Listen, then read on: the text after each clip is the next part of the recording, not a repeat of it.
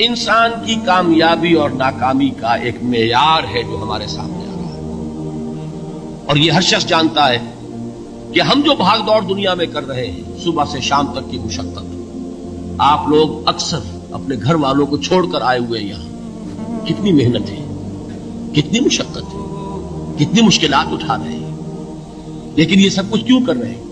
کامیابی کے حصول کے لیے۔ البتہ کامیابی کے معیارات ہیں، ہمارے ذہنوں میں جو معیارات بیٹھے ہوئے ہیں وہ کیا ہے؟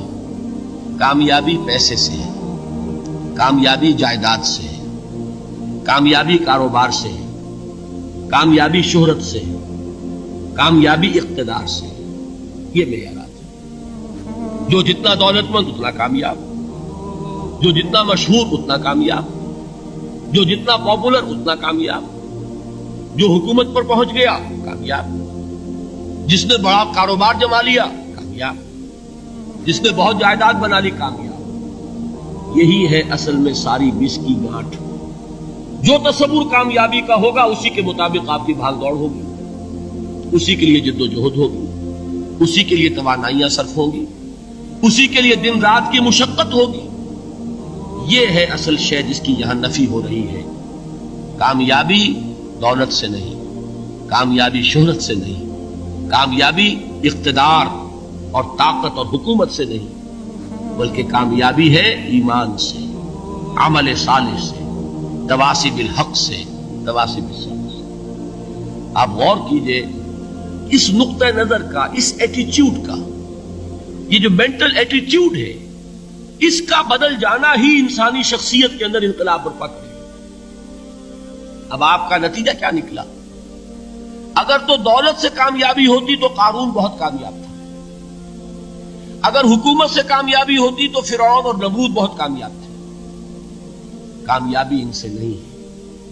کامیابی انسان دولت میں قارون کی دولت تک پہنچ جائے اور دنیا میں دبدبہ اور اقتدار اور سلطنت اور حکومت کے اعتبار سے وہ نمرود اور فرعون کا مقام حاصل کر لے، وہ ناکام ہے، خائب ہے، خاسر ہے، برباد ہے۔ اور ابو ذر غفاری کامیاب ہے، چاہے ان کے پاس کچھ نہیں تھا، جھونپڑی تک نہیں تھی، کوئی گھر نہیں تھا۔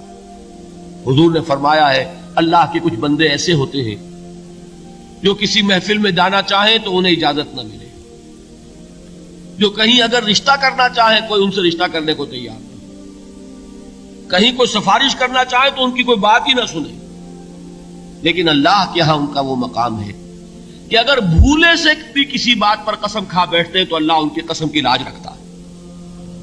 یہ ہے فرق، یہ جان لیجیے اچھی طرح۔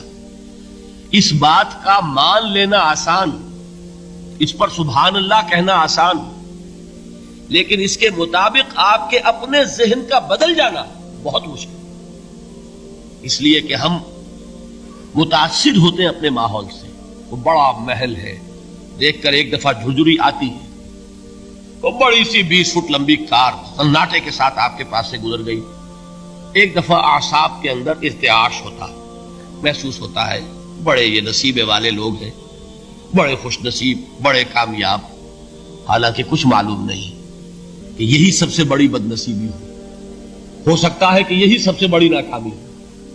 اگر ذہنوں میں یہ بات بیٹھ جائے کامیابی کس شے سے، یہی وجہ دیکھیے قرآن مجید میں بارہا آپ دیکھیں اولئک هم المفلحون، یہ ہے لوگ کامیاب ہونے والے۔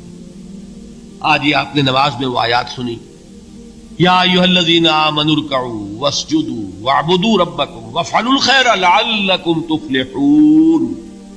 اے ایمان والو، رکوع کرو، سجدہ کرو، اپنے رب کی پرستش اور بندگی کرو اور اچھے کام کرو تاکہ تم کامیاب ہو جاؤ۔